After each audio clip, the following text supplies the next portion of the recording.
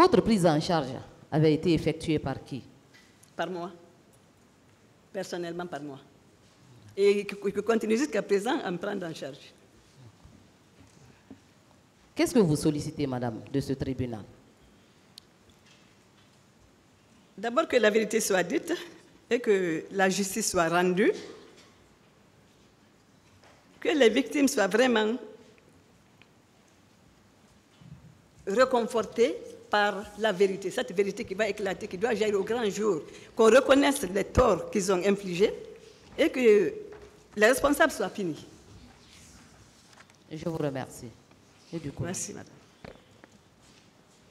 Bonjour, madame.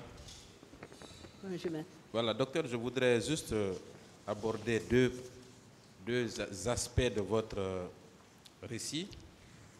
Oui, d'abord, c'est par rapport au commandant adjoint.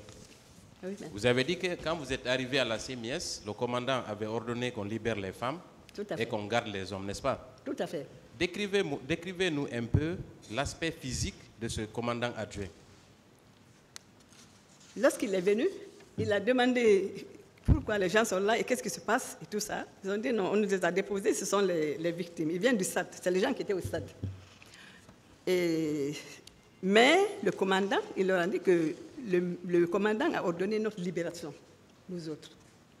Il dit jamais, il a crié. Il dit non, ça ne peut pas se faire, il faut me passer sur le corps d'abord. Ce n'est pas possible. On avait l'impression qu'il était sous. Il dégoulinait de sueur, ses joues tremblaient. Il était très furieux, très furieux. Il dit que ça ne peut pas se faire, ça ne peut pas se faire. Est-ce qu'il vous a personnellement menacé ou a-t-il menacé les victimes qui étaient à cet endroit? Il ne nous a pas menacés, sauf qu'il a dit qu'ils ne vont pas nous libérer. Ils ne peuvent pas nous libérer. Il s'est opposé à votre libération? Parce que lui, il venait d'arriver, tout ce temps, il n'était pas là. C'est en ce moment qu'il est arrivé. Très bien. Vous avez également parlé que ceux qui vous ont déposé à la CMIS, d'autres étaient venus vous chercher. Est-ce qu'il s'agissait des mêmes corps ou c'était des bérets rouges? Pas de bérets rouges. Il s'agissait de ceux qui sont venus le déposer. Ils sont revenus avec une tendance, ils voulaient nous prendre de là et nous amener. Ils sont venus dans des pick-up ou est-ce qu'il n'y avait pas un signe distinctif par rapport à leur habillement? Non, c'est des vêtements sombres qui étaient là. Ils étaient habillés en tenue sombre. Ils vous ont paru comme des policiers ou des gendarmes? Ou bien vous ne faites pas la différence? Ils ont l'air d'être des policiers, mais un peu différents des tenues des policiers. On voyait que c'était des novices, parce que chaque fois on leur disait, vous n'êtes pas chez vous, vous les nouveaux là, vous les étrangers, vous les stagiaires là, chaque fois on leur disait ça. Je me suis rendu compte que c'est une tenue un peu spéciale, mais qui tendait un peu vers la tenue des policiers. Vous n'avez pas remarqué quelque chose de distinctif à travers leur coiffure? Non, j'ai l'impression que tout ça, c'était pas quelque chose de spécial, leur coiffure. Je voyais seulement la tenue sombre, leur apparence sombre. Très bien. Oui. Et quelle a été la réaction du commandant? Ou bien il n'était pas sur place en ce moment? Non, on ne l'a plus revu. Parce que lorsque l'adjoint est entré dans un bureau, les jeunes se sont précipités. Parce que les jeunes avaient sympathisé avec les filles. Donc, ils nous ont ramassés rapidement. Ils sont sortis en courant avec nous. Très bien. Et la dernière partie sur laquelle je voudrais insister, c'est par rapport à le rapport médical que vous avez versé au dossier. Où ça? Le rapport médical. Oui. Il est daté du 21 août 2010. Il a été délivré par l'hôpital Donka. Oui. Avec la permission de Monsieur le Président, je voudrais lire un extrait et peut-être avoir votre avis de médecin. D'accord, maître. Il est dit que le 20 janvier 2010, elle est de nouveau examinée par le professeur Massa Ndiaye, Dakar.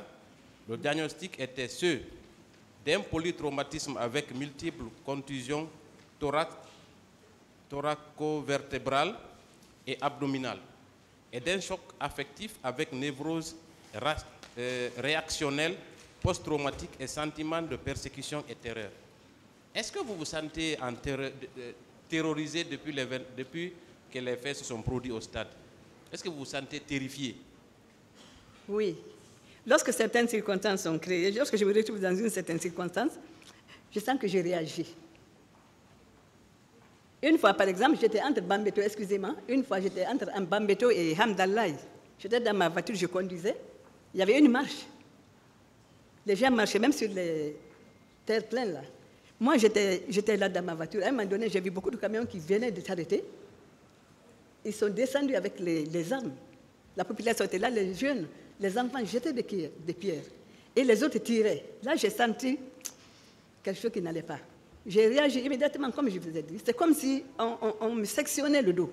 Juste là où il m'a donné le coup de pied, comme si on prend un coupe-coupe pour me couper les hanches. Et mon corps faiblit en ce moment-là, je suis terrorisée, prise de panique. Et quand il y a un mouvement de foule comme ça, il y a beaucoup de personnes qui fuient. Lorsqu'il y a de la bagarre, je réagis automatiquement. Il est également diagnostiqué chez vous des troubles névrotiques qui sont accompagnés habituellement d'anxiété et de dépression. Oui, ça m'a beaucoup accompagnée. C'est pour ça que je remercie vraiment Dr Mariam Bari qui m'a beaucoup soutenue. La psychiatre de Donka. Elle m'a beaucoup soutenue. Il s'est passé beaucoup de choses, mais elle m'a rassurée. Elle m'a redonné de l'espoir. Elle a su gérer mon angoisse, mon émotion et la terreur. Est-ce que vous êtes toujours suivi sur le plan psychologique? Est-ce que vous avez des psychologues qui vous suivent depuis ces événements? Oui, je suis suivie à Dakar. Je suis suivie quand je viens, je consulte mon médecin. Il me suit. Meilleure santé, docteur. Je vous remercie. Merci, maître. Merci, Monsieur le Président. Merci, les honorables assesseurs. Docteur Fadima Bari. Oui, maître. Toute ma compassion. Merci, maître. Je voudrais savoir où est-ce que vous serviez avant le 28 septembre. Avant le 28 septembre, j'étais à Ratoma. À Ratoma. Oui, centre médico-communal de Ratoma. Centre communal de Ratoma. D'accord. Vous avez dit que on vous a soulevé pour vous aider dans la pick-up. Vous maintenez ça? À partir du SAD? Oui. Oui, je vous dis, on a pris mes mains séparément. Oui. D'autres ont pris mes pieds. Oui. Ils ont balancé pour avoir de l'élan. Hein. Ils ont balancé gauche à droite, balancé, et lancé en hauteur dessus de la pick-up. J'ai atterri dans le pick-up comme ça. C'est comme ça qu'ils ont mis tout le monde, les uns sur les autres, sans chercher à savoir est-ce que les gens souffrent, ils sont blessés ou pas. On a été traités de la même manière. Comme des bêtes, comme si on est en boucherie et on vient d'égorger des bœufs. Donc il faut les mettre dans le truc. Donc ça veut dire que les uns sont tombés sur les autres. Oui, justement, on était là, entassés, les uns sur les autres. C'est-à-dire, les derniers venus sont tombés sur les premiers. C'est ça. C'est comme ça? Oui, c'est comme ça, maître. Et vous faisiez partie des tout premiers ou bien des derniers? J'étais au moins, si on compte... Vous étiez au milieu? J'étais un peu en deuxième position, en troisième position, j'étais là en troisième position. Est-ce que certaines n'ont pas eu... Mais il y a eu d'autres au-dessus de nous aussi. Certaines n'ont pas eu les côtes cassées avec ça? Bon, je ne sais pas ultérieurement ce qui s'est passé, sauf que je sais que les gens souffraient beaucoup. Les gens souffraient beaucoup. Je ne pouvais pas juger de leur intégrité physique en ce moment-là.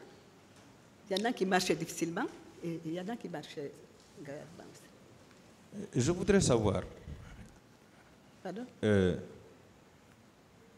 moment de votre embarquement, le scénario que vous venez de raconter, oui, maître. C'était à l'intérieur du stade ou bien derrière le stade? Derrière le stade, là où il y a la petite porte qui donne un peu vers l'université, là.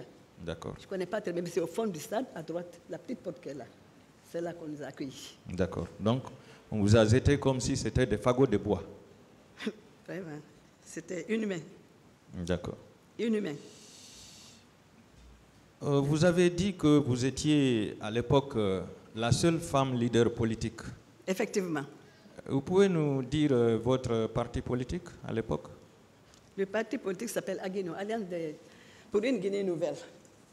D'accord.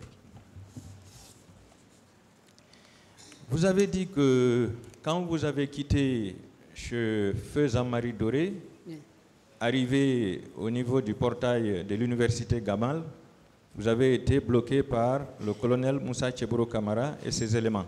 Effectivement. Voilà. Et qu'après les pourparlers, des tirs de sommation ont été faits. Effectivement. Vous le maintenez? Oui, je le maintiens. Alors, ces tirs de sommation, c'était pour vous dissuader ou bien c'était pour vous intimider, madame? C'était pour nous dissuader. Pour vous dissuader ou bien pour vous intimider? Les deux sont valables. Hein? On peut incliner pour les deux. Non seulement c'est à titre dissuasif, mais aussi pour nous intimider. Voilà. Oui. Puisque on vous